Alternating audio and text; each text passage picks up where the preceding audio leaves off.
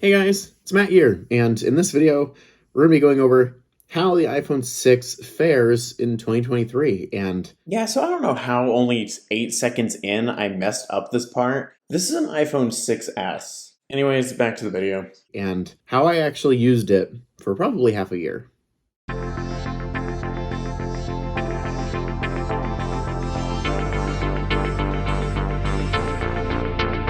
First of all, yes, it has been a very long time since I've made a video. Yeah, work gets in the way of that, and then I just don't have motivation to do anything because I'm really tired. Today is actually one of the few days where I actually feel like doing something. So, yeah, I figured I'd record a video.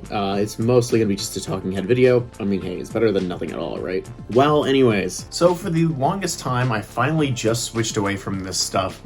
I was using an iPhone 6S and a Series 3 Apple Watch. I finally moved over to the iPhone 13 mini, which is what I'm using currently as the camera, and an Apple Watch SE2 with a chain band, which looks really cool. Now that I moved over to my newer stuff, I can actually fairly give a consensus about how the iPhone 6S fares in 2023, along with the Series 3 Apple Watch as well, considering the fact that I used these for a very long time and just switched away from this watch only a few days ago. And yes, having newer stuff like my watch has been awesome.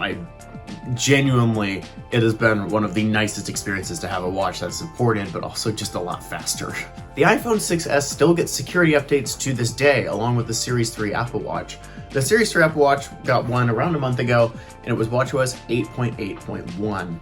Well, the iPhone 6S, I think just like a couple weeks ago, or maybe just a week ago or something like that, it wasn't that long ago, got iOS 15.7.9, which addressed some bugs, and it was mostly for security. I've said in the past that older iPhones are still perfectly capable devices, and even the iPhone 6 is still a perfectly capable iPhone to this day. It is still usable for people who need to use it as just a basic phone or just something to watch like YouTube or something on the last compatible version. The iPhone 6S, however, can run almost every single app that still exists, as iOS 15 is still under the security update support window, so app developers still support this phone and are still more than willing to provide their apps for these devices. So the 6S is still a very capable device, and it was capable enough for me to not only use it as my main phone, but also get a battery replacement in this device. So this actually has 100% health, as I was dailying this iPhone. I picked this iPhone over my iPhone 7 that I had because the iPhone 7 doesn't have a headphone jack and runs the exact same iOS version. It's slightly faster, but not enough for me to notice.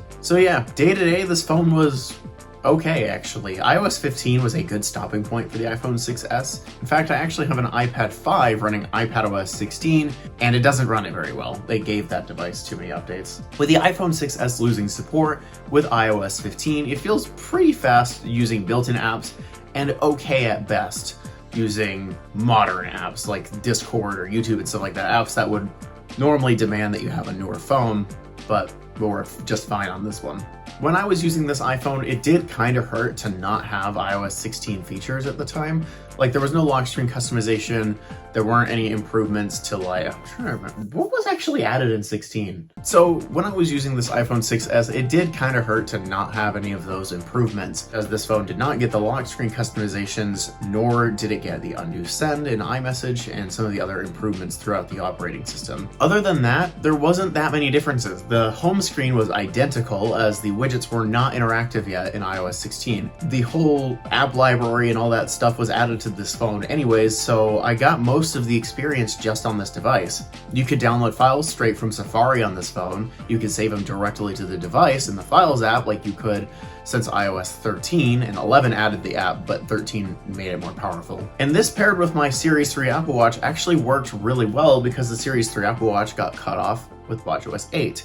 And watchOS 8 was released alongside iOS 15, so these were like the perfect pair for each other, since these devices could just talk straight to each other using the Apple Watch app, and it worked perfectly fine. This watch seemingly did a better job handling this phone as when I used this Apple Watch with my main phone, it worked, but there were some problems communicating between the devices. Like if I was playing something in the music app or something, it would show up on my Apple Watch, but sometimes it wouldn't display what song was playing. Like I could still control it, but I couldn't see what song it was. I've had weird issues like that, and I don't know what caused that. I also couldn't see how far I was into the song. With iOS 16, that wasn't a problem, but with iOS 17, something seems to have broken. I don't know if they're gonna fix that. And obviously, with watchOS 10 coming out now for the Apple Watch Series 4 and later, this Apple Watch didn't get that, so this felt really behind. In fact, since they changed everything with the home screen and all that stuff with since apps and stuff got redesigned for the Apple Watch, this Apple Watch didn't get that, and it made it feel pretty dated very fast, even though it was only 2 versions behind and was still on a supported version of watchOS. So yeah, the Series 3 kind of got the short end of the stick, but it also had to because this hardware sucked, and I do not know why